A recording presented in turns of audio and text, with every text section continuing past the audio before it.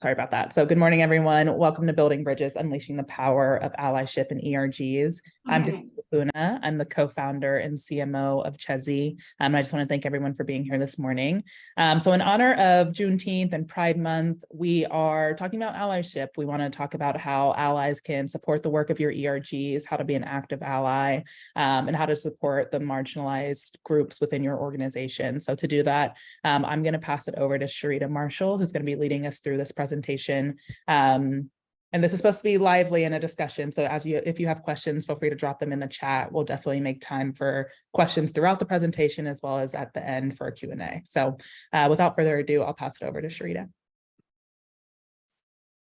Thank you so much for your introduction. Hello, everyone. My name is Sharita Marshall, and I am the founder of Visionary Development Consulting, where I focus on helping organizations to create psychologically safe workplaces. And I primarily do that by focusing on ERG programming, training, workshops, development, as well as DEI strategy.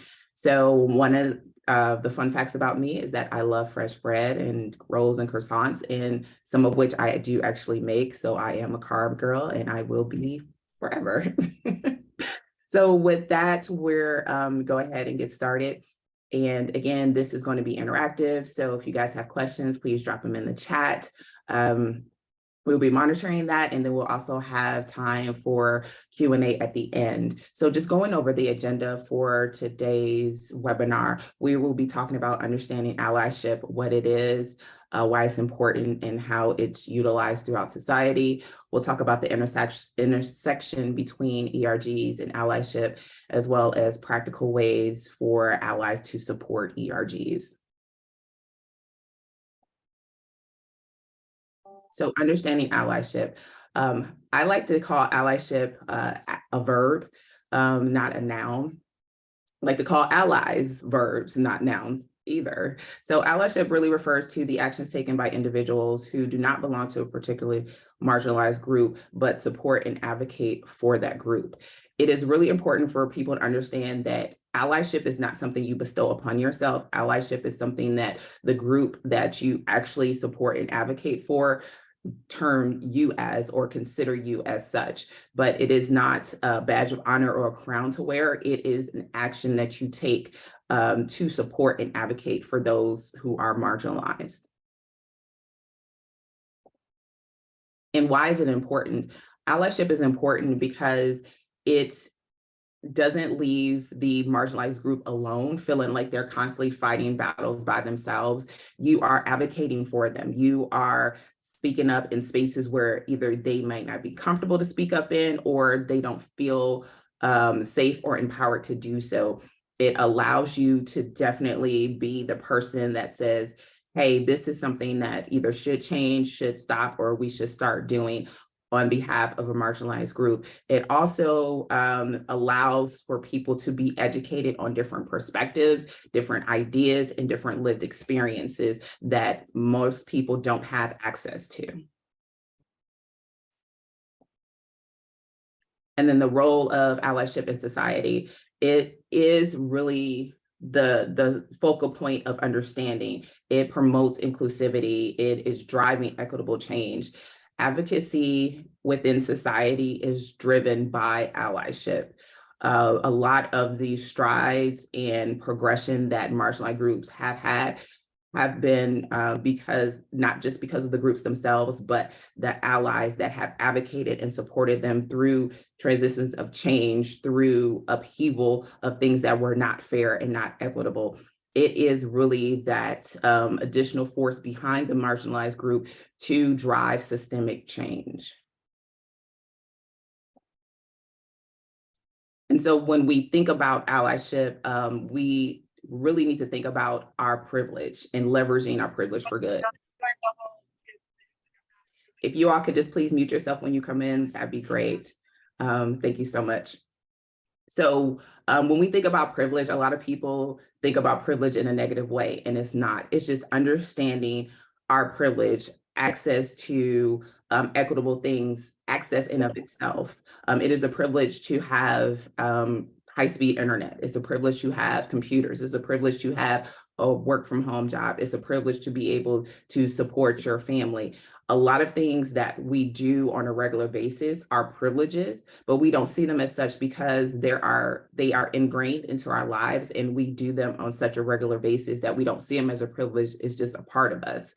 Those things are privileges for people who don't have access, don't have support, or don't have resources. So when we think about our own privilege, we really should come from it as a lens of leveraging it for good, so that we can use what we have access to, the resources, the support, to really advocate and support for marginalized groups. Having a privilege is not a bad thing. And I really am dismayed when people look at it that way, and it's just kind of been toyed around like, oh my God, I'm privileged. No, I'm not. I've had to deal with X, Y, and Z.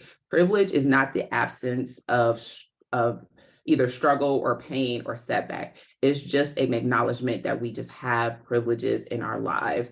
So for us that are privileged, and however we are privileged in whatever facet of our lives that we're privileged, we should definitely leverage that privilege for good.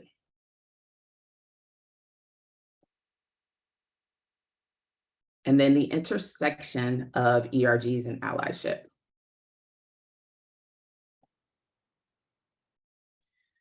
When it comes to ERGs and allyship, allies should be advocates, they should participate, they should promote, and then they should sponsor.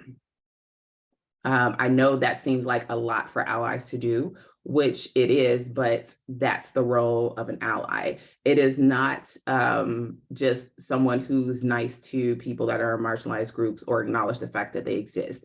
Allyship is a verb. Ally is a verb. And so there needs to be action and commitment to support you being in that role and in that position.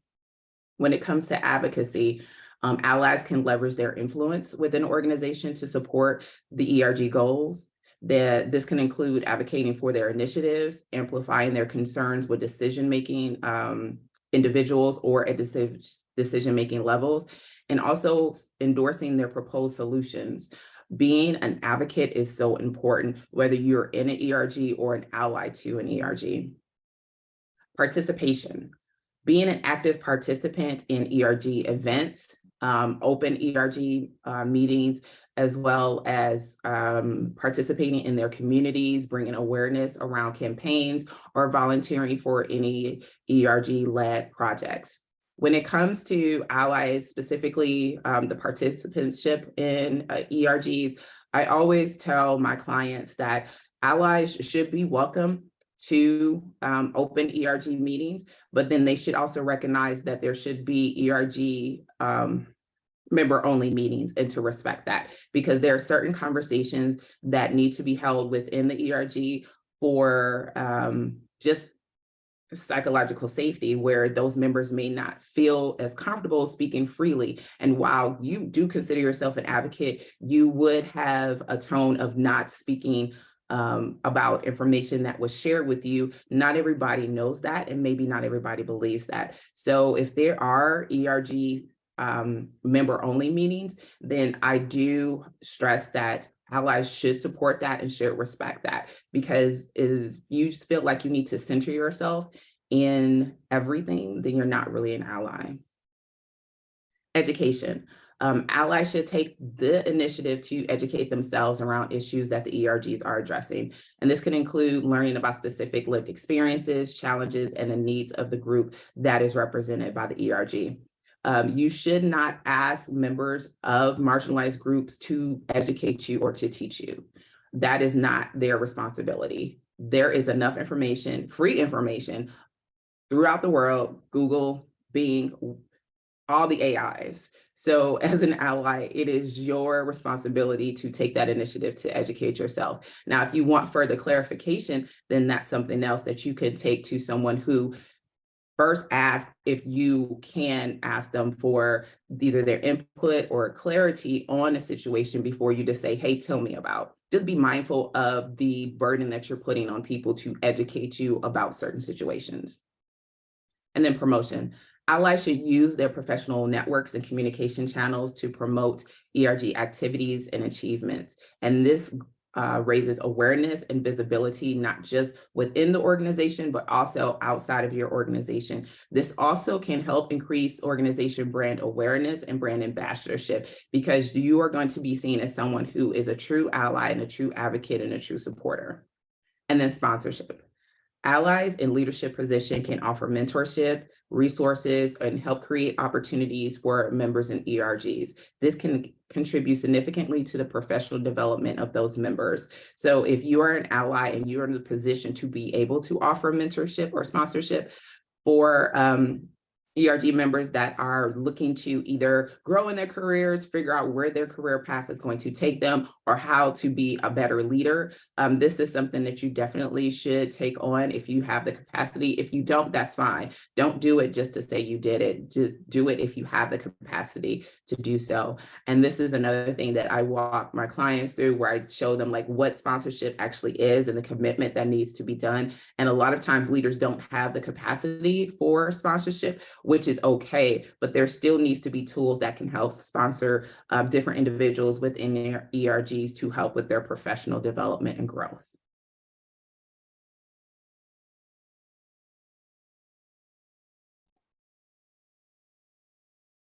And then how to amplify voices. Sharing the platform, whatever platform your ERGs have, the allies should speak about it. So if you are invited as an ally to speak at an event or attend an event, make sure you let your network internally and externally know about it. Make sure that you are amplifying why you're participating in this particular event or a platform. Emphasize why the ERGs are important, what they're trying to do, and then also highlight any of their achievements from their perspective, so that everyone can understand, one, what the ERGs are, what they're trying to accomplish, and how allyship is supporting that. And then addressing microaggressions. If you as an ally notices a microaggression or a bias, either during a meeting or a casual conversation, address it immediately and constructively. This sends a strong message to the impacted party that it is important for you to make sure that communication is respectful and that you are working to create a more inclusive environment. I always tell people, if you see microaggression or bias in public, address it in public. Don't take the person who did the aggression aside and talk to them privately when it was done publicly. And the reason why I say that is because, one, the people that were affected, whether you see them or not, don't see you addressing the issue. And also they have been microaggressed or macroaggressed or having some type of bias against them in public. And so anytime that needs to be addressed, it needs to be addressed in public as well. So people around them know that this is not okay. And this behavior and this bias is not something that should be tolerated. So definitely make sure if you see something in public, address it in public. Not saying that you need to yell at this person or call them out, but definitely address it in a way that everyone that is around, or maybe even earshot or eyeshot, understands that this is not something that is condoned or perpetuated either through your organization or within your purview. And then advocating for policies. Allies can influence policies within an organization that addresses the needs of the ERGs that they support. Now, mind you, you can be an ally for everyone, but do you have the bandwidth to support everyone? No, but you should definitely see what policies, what initiatives, or what concerns really need to be forcefully addressed and be a part of that change, so that people can feel like they have your support. And this can include more flexible work hours, accessibility accommodations, or even additional diversity training. And then lastly, but not least, is facilitating inclusive discussions. As an ally, specifically in a leadership position, whether you are a mid-level manager, director, VP, C-suite, it's important that you ensure that the meetings and discussions are inclusive. And this can be making sure that everyone either has a chance to speak, share their ideas, or have ERG members included in discussions, whether it's around like accessibility accommodations or marketing decisions, so that it can reflect the diverse perspectives within the organization as well as your customer base. These are just some of the ways that you can amplify your voice as an ally, but definitely it is work, it is a lift, but that's what allyship is. That's what being an ally is. It is work, it is a verb. So if you are committed to being an ally, just know that you are going to have to do some work that probably might make you uncomfortable or make other people around you uncomfortable. But in the end, it's not about centering yourself and your comfort. It's about progressing the equity and inclusion of those marginalized groups that are affected by different policies, micro and macro aggressions, as well as biases within the workplace and as well as outside. So I'm seeing some things in the chat. Were there any questions that I missed? Not yet, just a couple of comments. All right, awesome. Now, if I don't lose my mouse again.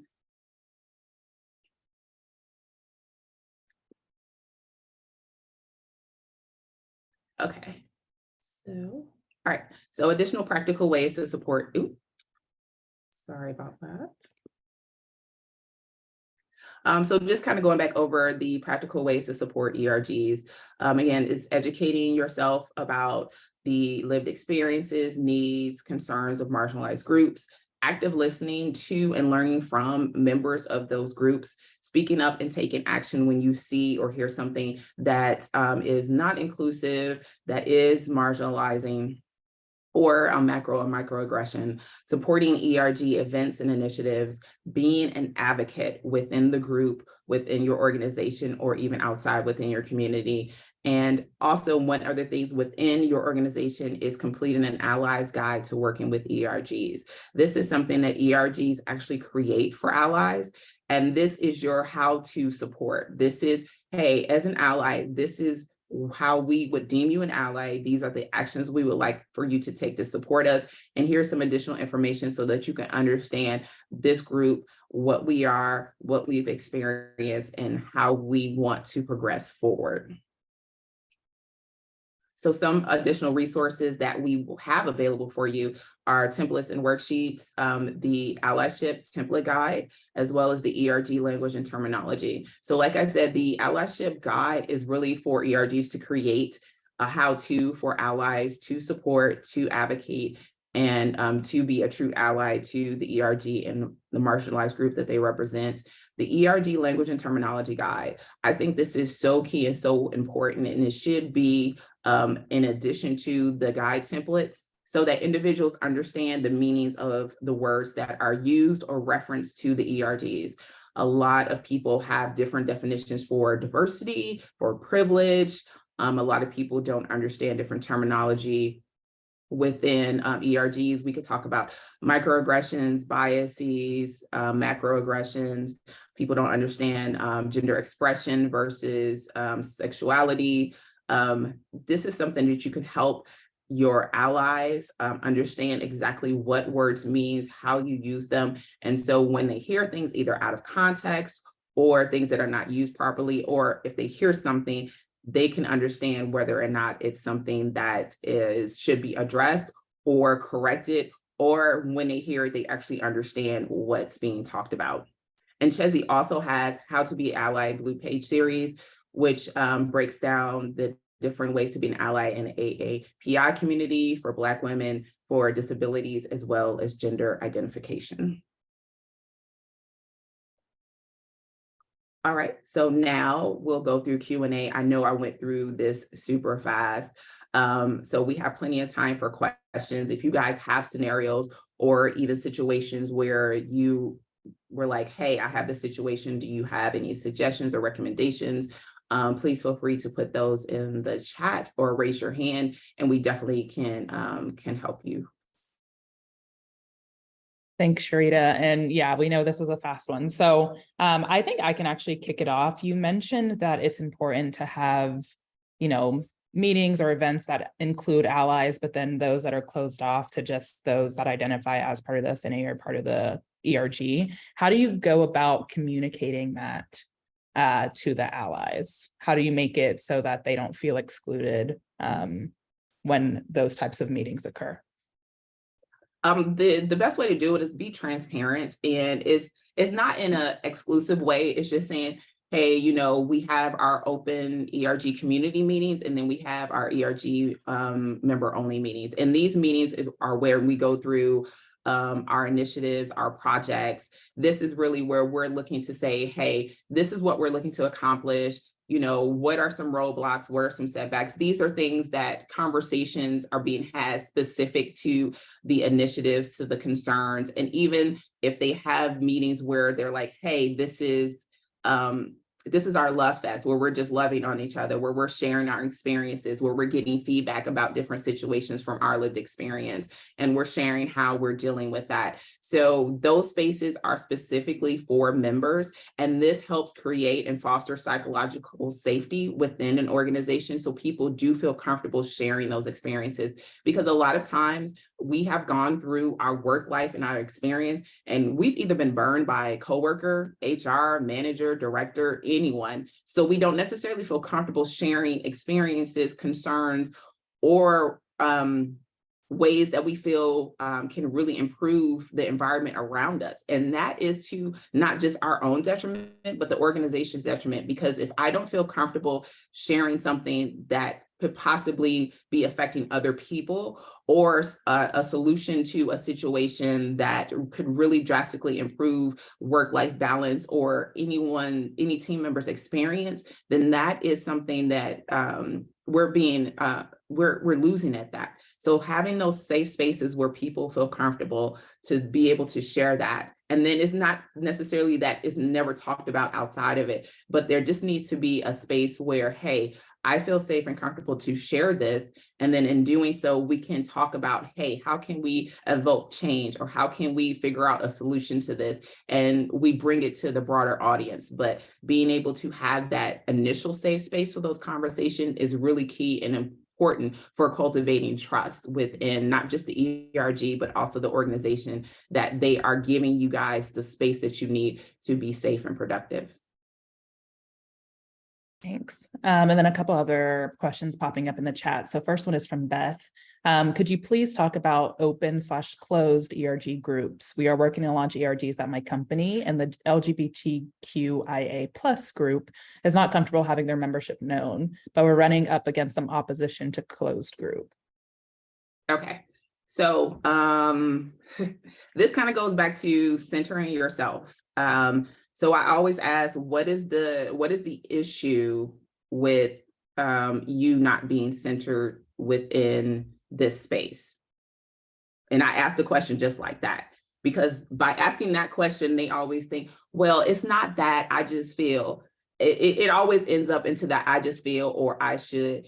And that's the centering part. Having spaces that are psychologically safe are not about centering people that feel psychologically safe. It's about centering the marginalized individuals in these groups. And they need to be able to have a space where they feel comfortable to be themselves. One thing that I had a conversation with an organization was that they had a disability group, and they're like, well, we don't have a large participation. And I was like, well, that might be because people don't want to identify themselves as disabled. Your group is labeled disabled. Maybe if you change the group to accessibility instead of disabled, then people are more likely to join to help you create accessibility within the organization, as well as your products and services. This is something because you need to be able, again, to foster that psychological safety and that trust. And that can't be had if people are forcing people to identify if they're not ready or comfortable to. I should not force you to identify yourself in a way that you don't feel comfortable or safe to do so. That is not something that I should be forcing you to do. And again, it comes back to somebody or some people centering themselves where they don't need to be centered. And why is that more important than the psychological safety of these individuals? So I know it's a difficult conversation, but it's one that needs to be had at that level, so people really understand what they're doing, because a lot of times they don't see it as them centering themselves. They're just like, well, I don't understand, or why can't they just do this? And why? Because people aren't here to make you comfortable with their existence. And that's what you're asking people to do.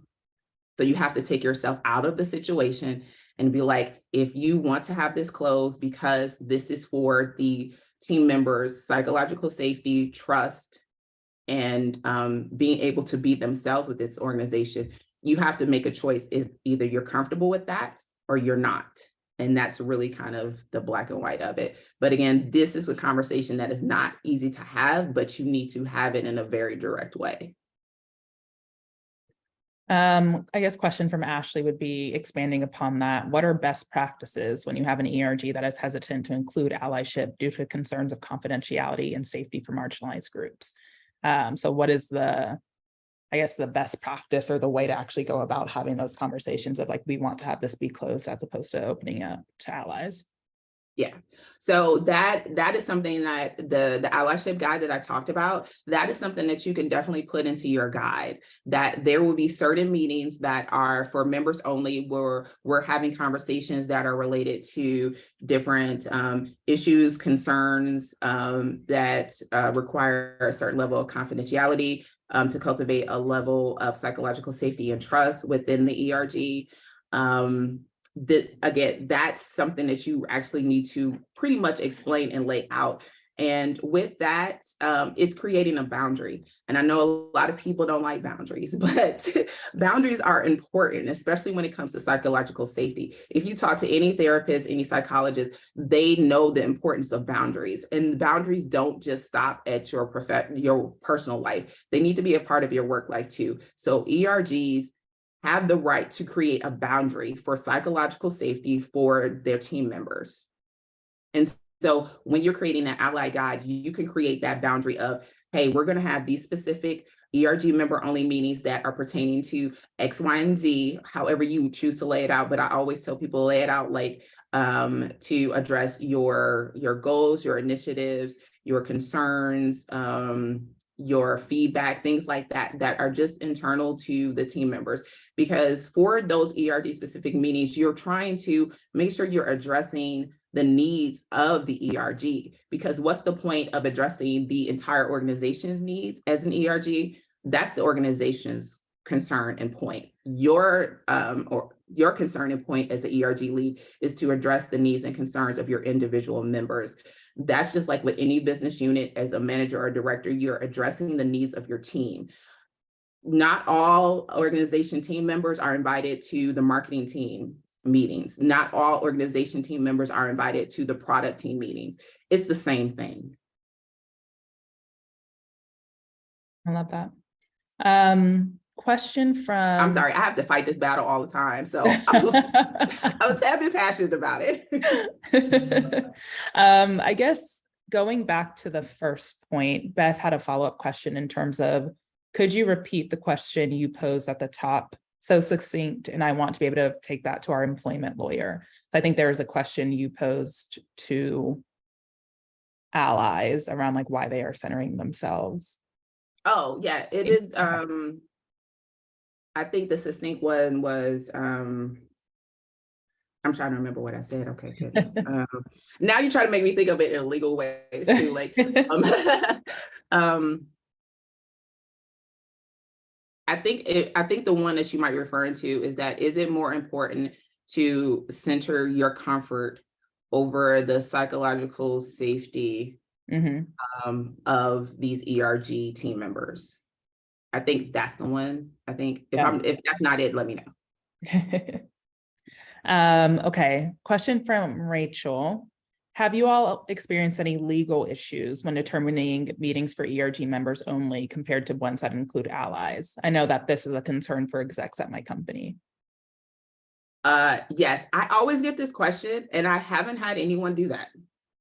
Like seriously, I've always had this question, like have people gone to legal? They've been upset? And it's always come back to no, people haven't. Because when I put it in terms of just like what I said, the marketing team doesn't invite the entire company to all of their meetings.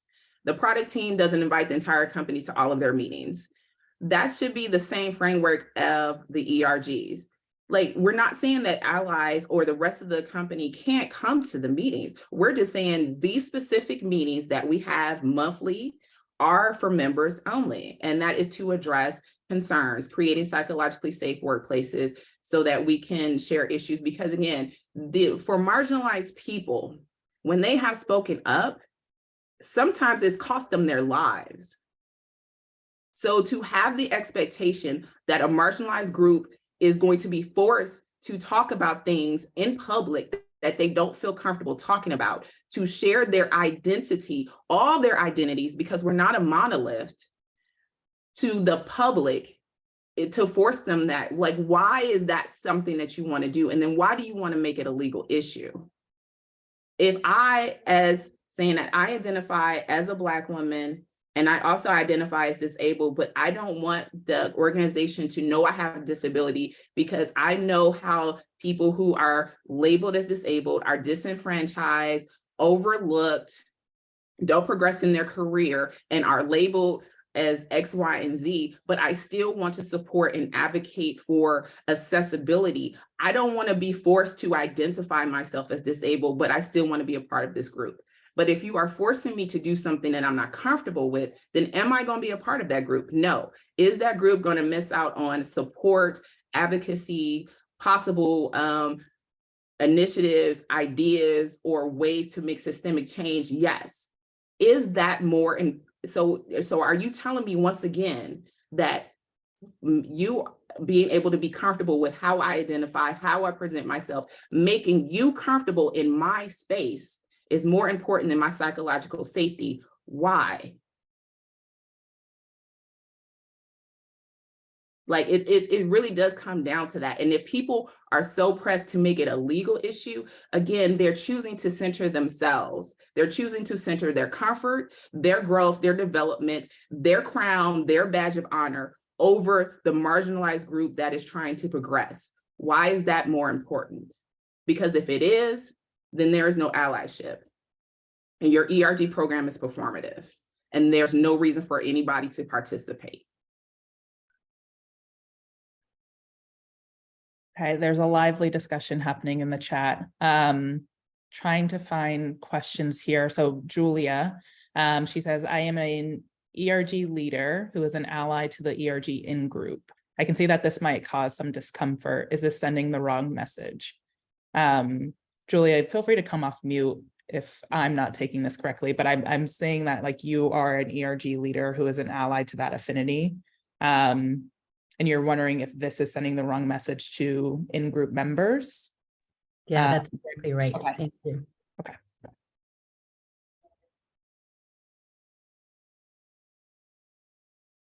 Okay, I'm trying to understand why it would be. So what's the group you lead and what's the in groups? Because I'm trying to figure out what the conflict is.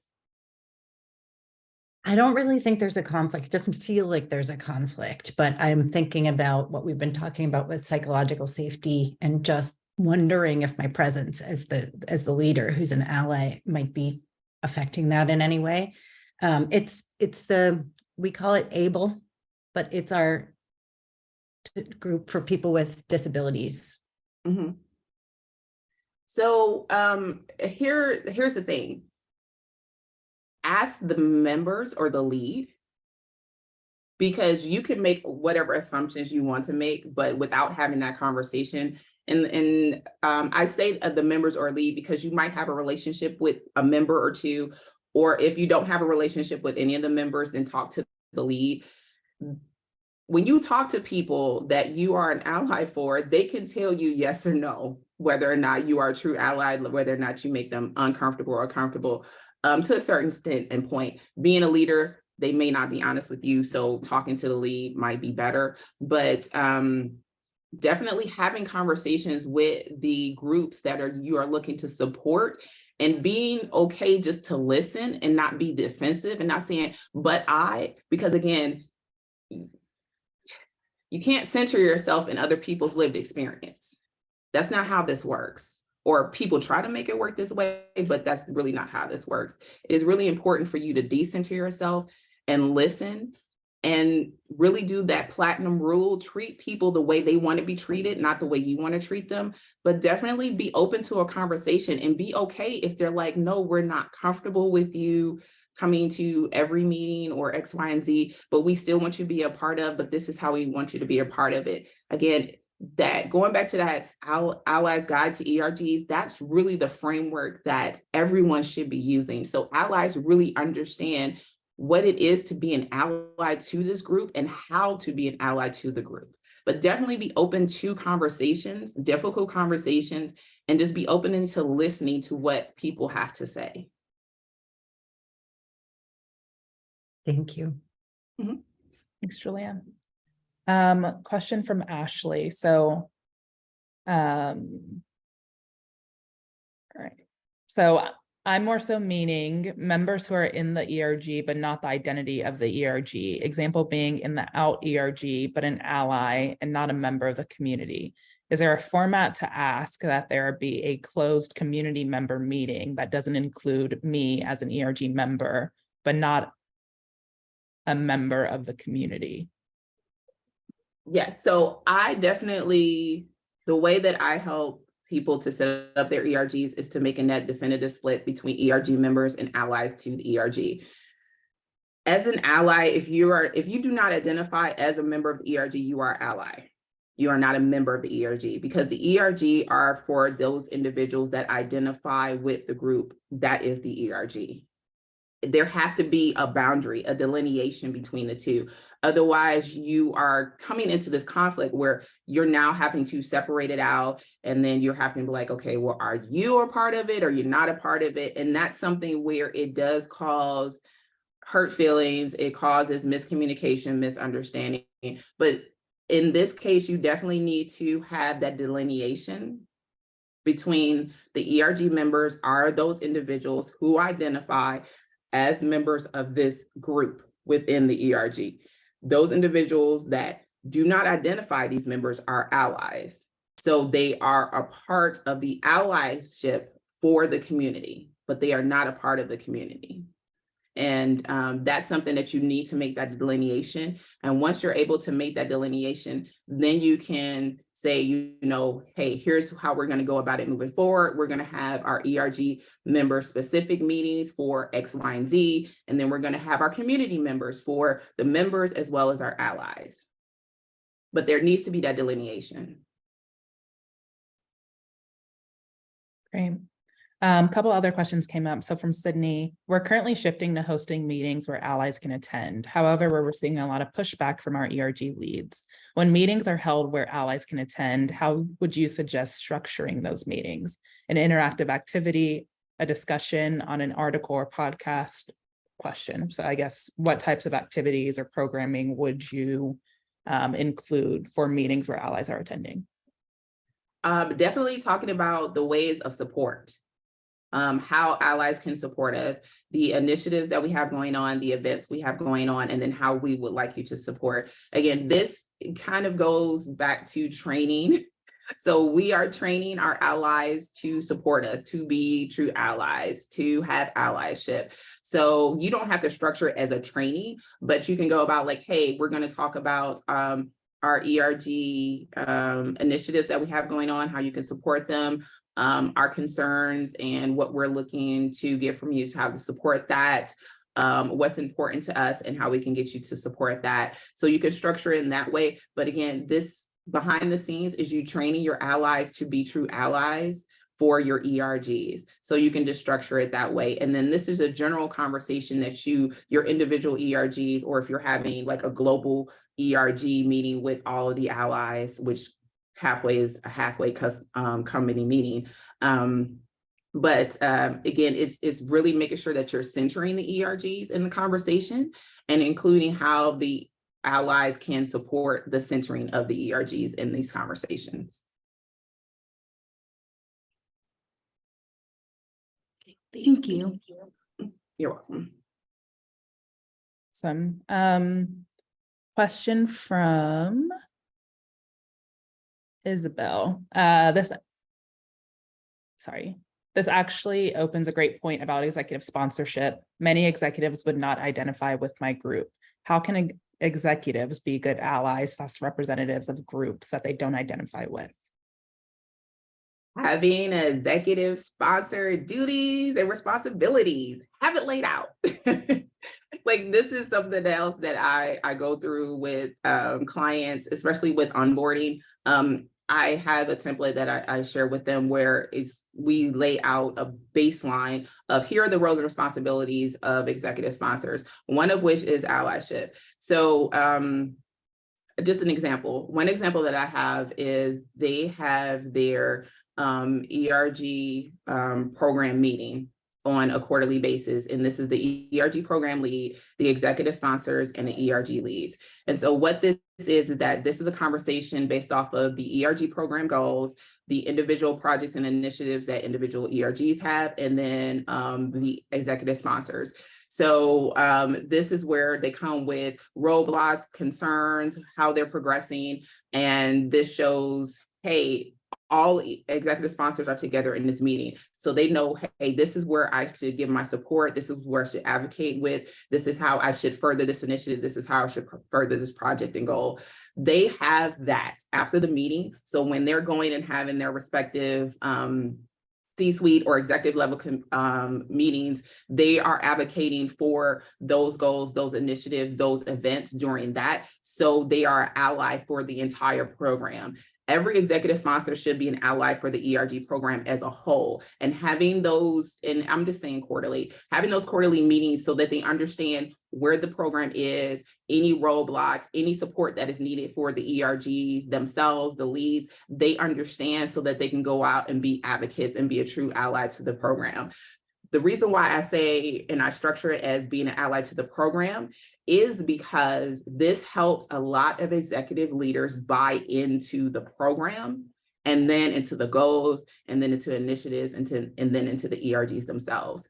Sometimes it is trickier lift to get the executive buy-in for ERG programs because they just like, okay, either they've been voluntold or they're just like, okay, it's something to do. But when you put it at a program level and how they can help remove roadblocks, that's where they see their value and that's what they'll put their push behind. So definitely having those meetings so they understand how they can really support the program and thus supporting the individual ERGs in the plan or in the framework.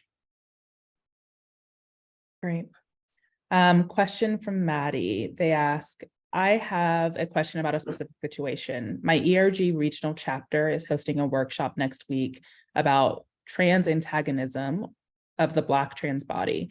Our ERG global lead and DEI team have known about this event for months, but a day after it was announced to the company, we received a complaint, assumingly from an exec, about the terminology we used in the description of the event. AKA, we mentioned white supremacy and we're forced to reward it. Luckily, we pushed back enough that the speaker doesn't need to change anything. Is there any way you think we could have pushed back against them forcing us to remove the term white supremacy from our event description? So I've had to do this before, and I've had to do this for an actual event I was speaking on because they got concerned when I brought up the word white supremacy. And I specifically asked them, I said, what about this word is the problem? Or what about the definition of white supremacy is the issue? Because I wanted to move them away from the actual term, and I wanted them to acknowledge what white supremacy is. I asked them, I said, what is it about the definition of white supremacy that bothers you? What is it that you agree with or don't agree with? And they got a little flustered and they're like, oh, well, no, this is not that we agree with it, but, you know, we just, again, and then they went back to, well, we don't want to make people uncomfortable. Again, so a term with a strong definition that you don't agree with, like, well, not don't agree with, but that you acknowledge is something that is, you know, egregious, but you don't want to make people uncomfortable with an egregion. You want to make sure people are comfortable when we're talking about why this particular issue makes people, one, psychologically unsafe, makes people physically unsafe, and has created systematic barriers to exist in this world. This definition right here has cost people their lives. So why do you want to make people comfortable with this existence? And I framed it just like that. Why do you want to make people comfortable with the existence of white supremacy? And then they were just like, well, we don't. Like, exactly. These conversations are not easy conversations. These conversations are not comfortable conversations. And if you think these conversations are comfortable for the people that have experienced white supremacy, then you don't understand the meaning of white supremacy. Me having to talk about white supremacy is traumatic for me, but I am doing it in a way that proposes education and stimulates systemic change. And that's what this conversation is about. This conversation is not about making people comfortable with white supremacy, because that's why we're here. Too many people are comfortable with white supremacy. And my job and my responsibility is to change that. So me bringing up the words and the terminology so people understand the meaning of it and understand why the work that I am doing is here to combat that is the reason why I'm here. You really have to frame it that way. You have to make people, like, you're going to make people uncomfortable. And if people keep choosing their comfort over systemic change and removing barriers and saving people's lives, because that's what it comes down to. When we talk about the Black experience, the Black trans experience, like, these are people that have lost their lives due to the definition of white supremacy. And we don't want more people to lose their lives. And that's the way I had to frame it. And I know me not working in an organization does give me the privilege to talk a lot more straightforward. Yet you do have to find that, you have to be willing to take that stance and take that chance and know that if this is important enough to you to deal with the possible blowback that you're going to get for taking that stance, then you have to be okay with it. If you're not, then don't. But at some point in your career, if you want to really address things in a way that pushes for systematic change, you're going to have to take the stance. Awesome. I think that was a great way to end it. I don't see any more questions in the chat. If there are any other questions, feel free to come off mute. I'll give people a couple seconds to. And hey, if you guys need a voice to come in and talk the way that I talk, in a way that kind of alleviates a lot of that for you, I am available to do that. I have done that for my clients before. And this is the reason why I've chosen to do what it is that I do, because I know what it has cost me to stand up for what I believe in. And it has cost me jobs before. It has cost me promotions. It has cost me work relationships. But I'm okay with that because I stood up for what I believe to be right, because I got tired of seeing people like me burnt out, depressed, marginalized, macroaggressed, not being able to exist in a world where they felt psychologically safe to do so. So if you're looking for someone to be that voice and that advocate for you or your behalf and guise it as a training, I am available to be that for you. So yeah, just putting that out there. Awesome. Well, thank you so much, Sharita, for this insightful discussion and presentation. And thank you for the audience for being so engaged and participating as much as you have. As a follow-up, I will be sending out this recording as well as this presentation, which will include those resources that we talked about. And yeah, we just thank you for spending your Tuesday afternoon with us. If you have any questions, feel free to reach out to either myself or Sharita, and do take Sharita up on that offer. She's a really, really great presenter and trainer for ERGs and just company DEI initiatives. So thank you so much. Talk to you all soon. Bye. Bye, everyone.